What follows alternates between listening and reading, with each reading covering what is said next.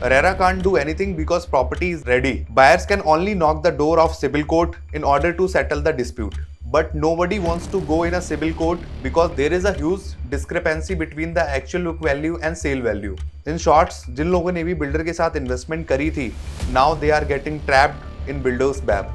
सबसे पहले application form ध्यान से पढ़ना चाहिए. ऑल द एनेक्शर्स जो मेंशन होती हैं एप्लीकेशन फॉर्म में, आपको ड्यू डिलीजेंस करनी चाहिए और एक एडवोकेट से सारी की सारी चीजें डिस्कस करनी चाहिए. ये जो वीडियो एंड क्लिप्स आपने देखी हैं जहां लोग प्रोटेस्ट कर रहे हैं बिल्डर के अगेंस्ट, ये एक प्रोजेक्ट है 32nd एवेन्यू इन गुड़गांव.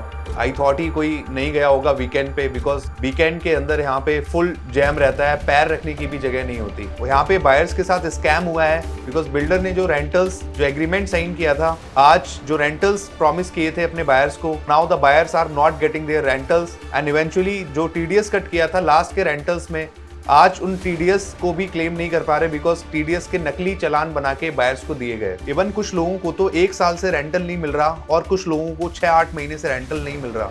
ऐसा कब होता है? जब लोग ज्यादा लालच के चक्कर में बिल्डर के ट्रैप में फंस जाते हैं.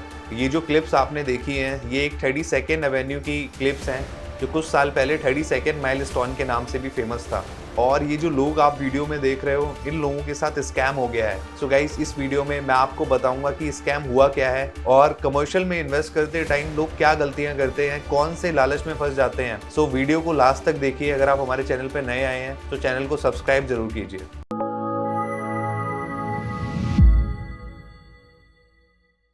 First mistake is rental yield. सबसे पहले जब कोई इन्वेस्टर इन्वेस्टमेंट प्लान करता है गुड़गांव में या फिर किसी भी एरिया में, तो रेजिडेंशियल प्रॉपर्टीज में ऑलमोस्ट 2 से 2.5% की रेंटल यील्ड आती है maximum. But in commercial properties आपको 6-7% की भी रेंटल यील्ड मिलती है. सो ऐसा ही किया 32nd माइलस्टोन में. जब इन्वेस्टर्स बायर्स 32nd माइलस्टोन गए, उन्होंने प्रॉपर्टी देखी तो ground floor is totally leased out और ग्राउंड फ्लोर पे मेजोरिटी अच्छे ब्रांड्स के साथ यहाँ पे लीजिंग करी हुई है. मेजर बड़े रेस्टोरेंट्स है 4,000-5,000 स्क्वायर फीट के आसपास के. बट फर्स्ट फ्लोर के लिए एश्योरेंस दी गई कि हम लोग फर्स्ट फ्लोर सेल कर रहे हैं और जल्दी इस फ्लोर को भी हम लीज आउट कर देंगे. बट हुआ क्या, जो रेंटल बिल्डर ने प्रॉमिस किया था कि हम जब तक आपकी प्रॉपर्टी लीज नहीं करते हम आपको ये रेंटल्स प्रोवाइड करेंगे, एक एक्स रेंटल प्रोवाइड करेंगे, ऐसा ही हुआ कि बिल्डर लीज कर नहीं पाया उस टाइम फ्रेम के अंदर और फिर वो बायर्स को रेंटल्स आने बंद हो गए. ये क्या 30 साल बोल के दिया था कि 30 साल आप एसी में बैठोगे और आपका किराया 15 तारीख से पहले आएगा. पिछले दिसंबर से हम इनके चक्कर लगा रहे हैं. इन्होंने ऑफिस भी शिफ्ट कर दिया है, कोई कम्युनिकेशन. सो ये जो रेंट एग्रीमेंट साइन हुआ था, ये किसी ब्रांड के साथ नहीं हुआ था.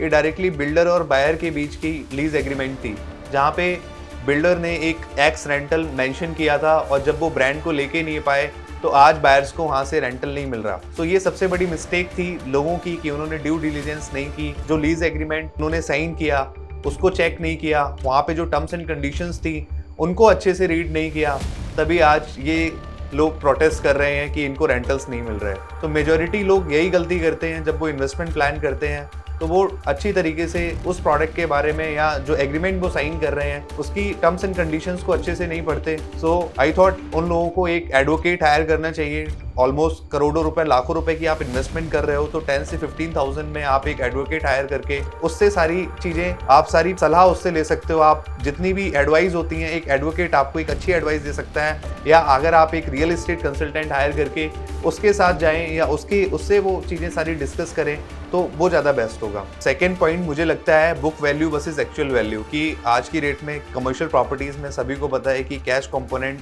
ज़्यादा चला जाता है बिकॉज बुक्स कम होती हैं. तो मेजोरिटी जिनके पास भी कैश कंपोनेंट होता है या बीक पार्ट होता है वो कमर्शियल प्रॉपर्टीज़ को प्रेफर करते हैं. तो उनको लगता है कि यार रेजिडेंशियल में तो ये कैश जाएगा नहीं, हम कमर्शियल में इन्वेस्टमेंट कर लेंगे, हमारी एक प्रॉपर्टी भी हो जाएगी और हमारा कैश की एडजस्टमेंट भी हो जाएगी. बट इस कमर्शियल में क्या हुआ, the actual price was 65,000 rupees per square feet but the book value is just 9,000 rupees. So you can assume यार कि कल को कोई सेटलमेंट भी होती है, सिविल कोर्ट अगर कोई सेटलमेंट भी करता है यहाँ पे, सो जो बायर्स को वहाँ पे प्रॉफिट होगा या उनकी जो गारंटी पैसे वापस भी आएंगे या कोई भी सेटलमेंट होता है तो उस प्रॉपर्टी की एक्चुअल वैल्यू पे ही होगा. एंड थर्ड जो सबसे मेजर पॉइंट है दैट इज अ बिल्डर का प्राइस वर्सेस मार्केट का प्राइस. सो मैं आपको बताता हूँ कैसे.